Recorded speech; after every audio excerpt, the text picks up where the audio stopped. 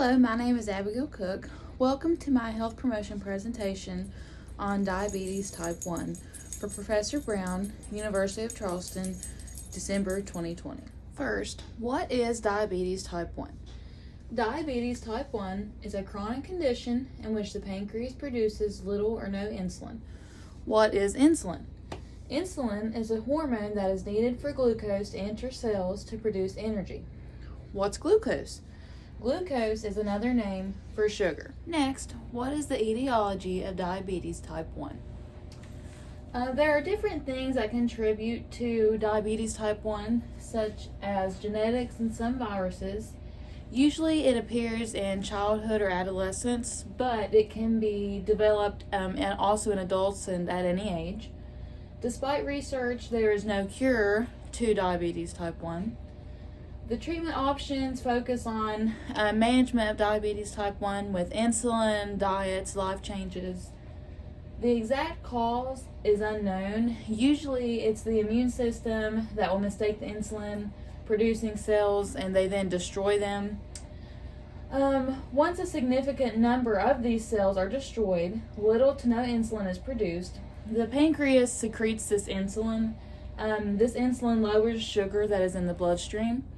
Glucose comes from food and our liver. The liver stores this glucose as glycogen. In type 1 diabetes, there is no insulin to allow glucose into the cells.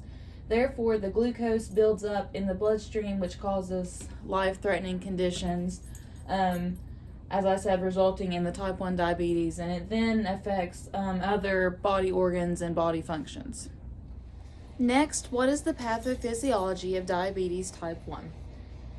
Type 1 diabetes is a result of the accumulation of lymphocytic infiltration and the destruction of insulin-secreting beta cells of the islets of Langerhans in the pancreas. As the beta cell mass declines, the secretion of insulin decreases until the amount of available insulin is no longer adequate for the body. After 80 to 90% of the cells have been destroyed, hyperglycemia will develop, and at that point, possible diabetes can be diagnosed. To prevent this, exogenous insulin is needed to reverse the condition and at that point prevent ketosis. Fourth, what is the diagnostics and testing to diagnose diabetes type 1? First is the fasting plasma glucose test. This is a measure of the blood glucose after the patient has not eaten anything for 8 hours. Second is the oral glucose test. This test measures the blood sugar after 8 hours of not eating. For this test, the patient also is required to drink a drink that is filled with glucose, and after 2 hours of taking that drink, the test is performed. The third test is random plasma glucose test. With this test, the doctor checks the blood sugar, but it is without regard to when the person last ate their meal. It doesn't matter if it was hours ago or just right before the test. The fourth test is the hemoglobin A1C test. This test is performed without the patient having to fast. Next, what are some complications of type 1 diabetes? Over time, as the disease progresses, major organs of the body, such as the heart, blood vessels, the nerves, the eyes, the kidneys, can become affected, and eventually this can even become disabling or life-threatening to the patient who's being treated for type 1 diabetes.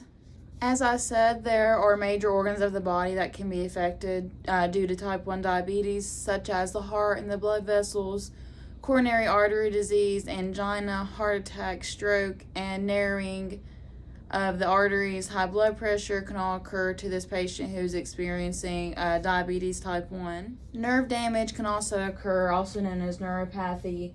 The walls of the capillaries can become injured. This can cause the nerves in the legs to be damaged, which results in tingling, numbness, burning, or pain that begins at the tips of the toes or fingers and it spreads upward. This eventually can cause the loss of the sense of feeling in the affected limbs.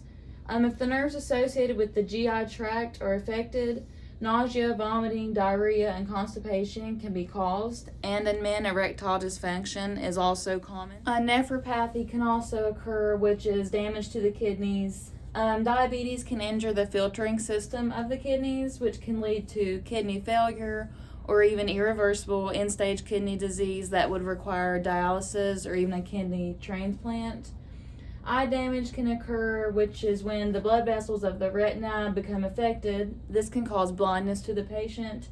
Diabetes can also increase the risk of different serious conditions such as cataracts and glaucoma to the patient's eyes. Foot damage can occur to the patient. Nerve damage or poor blood flow to the feet can increase complications. If this is not treated, cuts and blisters can become serious infections that can lead to toe, foot, or even leg amputations. Skin and mouth conditions, susceptibility to skin and mouth infections increase. This includes bacterial and fungal infections. Gum disease and dry mouth are also very common in a person with type 1 diabetes. There is also multiple pregnancy complications that comes with type 1 diabetes, such as high levels of blood sugar can be dangerous for both the mother and the baby. Miscarriage, stillbirth, and birth defects are risk when the diabetes isn't well controlled during the pregnancy. Concerning the mother, diabetic ketoacidosis, eye problems, and pregnancy-induced high blood pressure and also preeclampsia risk are greatly increased for the mother during the pregnancy. Next is the NLN competency. I had the topic of the spirit of inquiry. At work a few weeks ago, I had a patient who came in. His sugar level reading was 1,500. The situation sparked a curiosity as to why the reading was so elevated. With tests, diabetes was diagnosed, as well as I was also able to administer multiple units of insulin, which over a small amount of time was able to bring down the sugar level to a normal reading, and he was able to be educated and start to receive treatment for the diabetes that he was then diagnosed with. Next are some clinical manifestations of type 1 diabetes.